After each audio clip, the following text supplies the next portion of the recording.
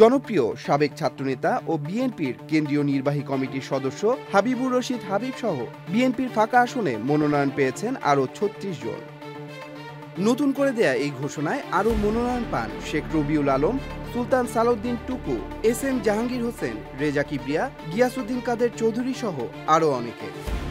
বৃহস্পতিবার ৪ ডিসেম্বর ২৩৭ আসনের পর আবারও ৩৬ আসনে দলের প্রার্থী ঘোষণা করেন বিএনপি মহাসচিব মির্জা ফখরুল ইসলাম আলমগীর।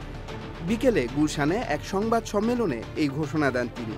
নতুন ঘোষিত প্রার্থীরা হলেন ঢাকা ৯ আসনে হাবিবুর রশিদ হাবিব, ঢাকা ৭ আসনে হামিদুর রহমান, ঢাকা ১০ আসনে শেখ রবিউল আলম, ঢাকা ১৮ আসনে এস.এম. জাহাঙ্গীর হোসেন, গাজীপুর ১ আসনে মোহাম্মদ মুজিবুর রহমান, টাঙ্গাইল ৫ আসনে সুলতান সালাউদ্দিন টুকু, ময়মনসিংহ ৪ আসনে মোহাম্মদ আবু ওয়াহাব আকন্দ ওয়ালি, কিশোরগঞ্জ ১ আসনে মোহাম্মদ মাজাহারুল ইসলাম, কিশোরগঞ্জ ৫ আসনে মোহাম্মদ মুজিবুর রহমান ইকবাল, মানিকগঞ্জ ১ আসনে এস.এ. জিন্না কবির, মুন্সিগঞ্জ ৩ আসনে মোহাম্মদ কামরুজ্জামান, রাজবাড়ী ২ আসনে মোহাম্মদ হারুনুর রশিদ, ঠাকুরগাঁও ২ আসনে আব্দুস সালাম, দিনাজপুর ৫ আসনে এ.কে.এম. কামরুজ্জামান, নওগাঁ ৫ আসনে জাহিদুল ইসলাম ধলু, নাটোর ৩ আসনে মোহাম্মদ আনোয়ারুল ইসলাম, সিরাজগঞ্জ ১ আসনে সেলিম রেজা, যশোর ৫ আসনে এম ইকবাল হোসেন, নড়াইল ২ আসনে মোহাম্মদ মনিরুল ইসলাম, খুলনা ১ আসনে আমির এজাজ খান, পটুয়াখালী ২ আসনে মোহাম্মদ শহীদুল আলম তালুকদার, বরিশাল ৩ আসনে জয়নুল আবেদিন, ঝালকাঠি ১ আসনে রফিকুল ইসলাম জামাল,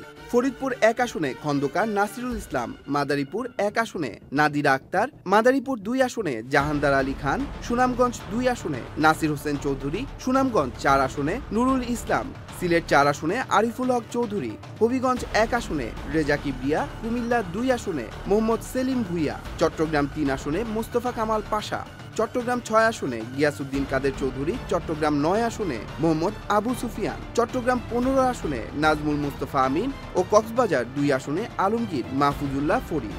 নতুন ৩৬টি আসনে প্রার্থী ঘোষণার পর বাকি ২৭ আসনেও যথাসময়ে প্রার্থী ঘোষণা করা হবে বলে জানিয়েছেন বিএনপির মহাসচিব মির্জা ফখরুল ইসলাম আলমগীর।